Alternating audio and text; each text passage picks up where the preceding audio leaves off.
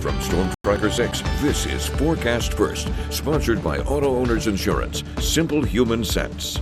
We certainly have seen a lot of sunshine across mid-Michigan throughout our Thursday. No different this evening. Very great sunset going on over in Grand Ledge. Satellite and radar still showing mostly sunny conditions across the area right now. Despite the sun, however, we still remain incredibly chilly. Most of our temperatures sitting in the mid to upper teens, the exception 12 degrees in Hillsdale as well as over in Ionia. We will be staying dry overnight tonight. Our overnight lows cooling down to 6 degrees, and that is not factoring in any sort of wind chill. We'll talk about what those feels like temperatures will be tomorrow morning in just a bit. 6 News at 5:30 starts right now. WLNS is here for you, celebrating 75 years of bringing you the news with 6 News at 5:30. Right now at 5:30, a former Michigan teacher has pleaded guilty to having inappropriate pictures of a student. Plus, a Christmas commercial in Finland has shocked some people because of what Santa is wearing. And police are waiting to collect an expensive piece of evidence that a suspect swallowed. Those stories and a lot more, and all in the first 6 minutes. Thank you for joining us. I'm Siobhan Klepfer. Let's start that clock tonight, and we begin in Sterling Heights, where police say officers shot and killed a man experiencing a mental health crisis when they say he pointed a gun at them this afternoon. According to officials, the officers are responding to a call from a private home to do a welfare check on a man. They say he had a loaded gun, and when they got there, after negotiators talked to the man for about an hour, he reportedly pointed the gun at officers and they shot him. The Macomb County Sheriff's Department is investigating this shooting. Tonight in Muskegon County, a former special education teacher at Ravenna High School pleaded guilty to federal charges of sexual exploitation of a minor. According to court records, Paul Masco of Grand Haven pleaded guilty on November 18th. He was indicted in June, and the crimes allegedly happened in September and October of 2024 in Muskegon and Ottawa counties.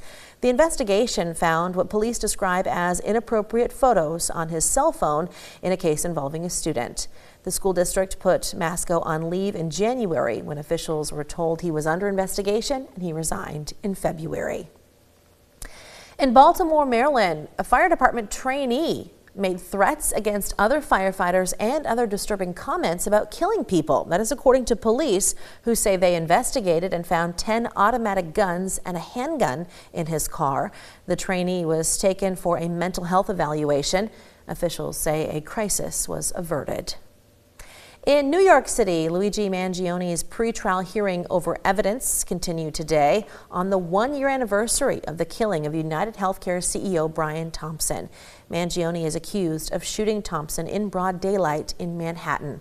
Today's hearing was the second day in a row of hearing from police officers who arrested Mangioni in a Pennsylvania McDonald's. Mangioni's lawyers claim certain evidence should not be allowed because they say he was not read his Miranda rights and that his belongings were searched without a warrant. In global news, a new Christmas campaign is raising eyebrows overseas, with Santa Claus suiting up a bit differently this year. The somber ad running in Finland shows Mrs. Claus helping Santa slip on a bulletproof vest before he departs on his Christmas Eve trip around the world. Creators say the video highlights rising global tensions and reminds people that peace is worth protecting. It's quite a striking image, but it's not designed to frighten anyone, but rather to give a moment of reflection, to think about the state of the world. The group behind the ad is the Crisis Management Initiative, founded by a Nobel Peace Laureate. In New Zealand, police are waiting for this piece of jewelry to be returned from inside an accused thief. Officials say a man tried to smuggle the $19,000 Fabergé egg pendant out of a jewelry store by swallowing it last week. The pendant is inspired by the 1983 James Bond film, in which a Fabergé egg is central to the plot.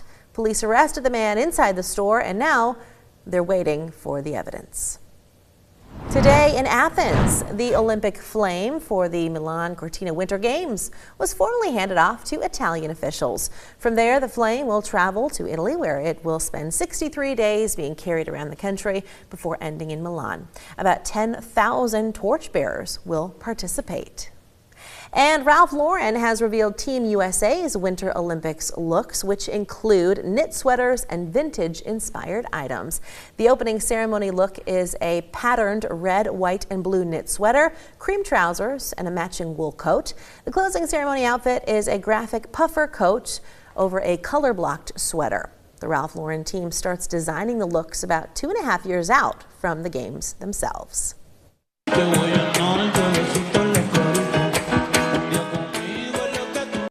Well, there's a new king on the top of the Spotify charts. Bad Bunny is the platform's most streamed artist for 2025, ending Taylor Swift's 2-year reign in the top spot. Yesterday, Spotify unveiled its annual overview of individual listening trends as well as trends from around the world. In the U.S. specifically, the most streamed artists are Taylor Swift, followed by Drake, Morgan Wallen, and Kendrick Lamar. Bad Bunny is in the 5th spot. Well, moving to the Motor City, where a life ring from the Edmund Fitzgerald will be auctioned off later this month in Detroit. The auction company says the life ring, along with a plank from one of the freighter's lifeboats, will go to bid on December 19th. The starting bid is $11,250. The life ring is one of a small handful of pieces recovered from the wreckage of the Edmund Fitzgerald, which sank on November 10th of 1975 when it was caught in a massive storm on Lake Superior. And we finish up the first 6 minutes of news staying in Detroit, where RoboCop is back. Check this out. An 11-foot-tall, 3,500-pound statue of the 1987 film crime-fighting character has found a permanent home. You can find him in the Eastern Market area, bolted near a sidewalk. Plenty of people stopping by to take pictures. RoboCop developed a cult following after it hit theaters in the 80s. It was set in a crime-ridden near-future Detroit.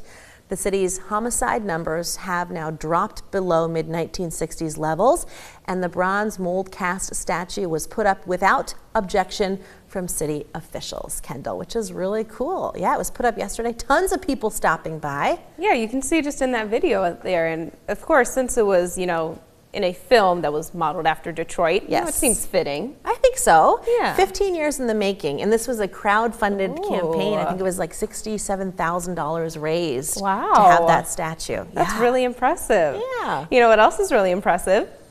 The temperatures, how cold they are. How cold we're going to be tonight. We have not one, but 2 overnight lows in the single digits in our 6-day forecast, Siobhan. Why do you look so happy about that, Kendall? Because I'm trying to be positive to make it feel better for myself.